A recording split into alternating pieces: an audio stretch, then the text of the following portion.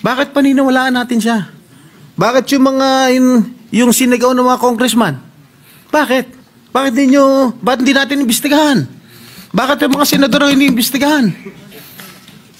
Ako, I'm open to any investigation. In fact, Mr. President, ngayon pa lang, kahit hindi pa nagko-comment sa Blue Ribbon Committee ni Senator Lacson, ngayon pa lang, I'm willing to sign any waiver to open my bank accounts.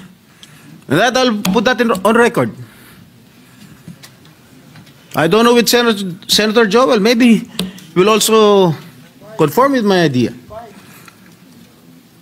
So, Mr. President, wag naman ganun. Bakit panay senador lang ang gusto nilang ipako sa krus? Meron ba nagproprotection sa House of Representatives?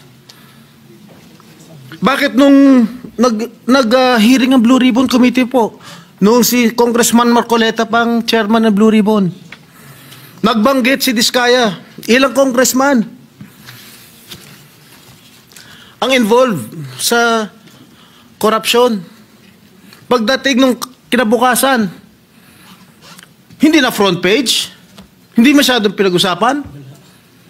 Nung si Bryce Hernandez na, nagbanggit ng 2 senador, front page na kagad kami. Kahit hindi totoo yung sinasabi niya, na walang basihan. 30% commission daw. Ang putang ina. I'm sorry. Strike out from the record.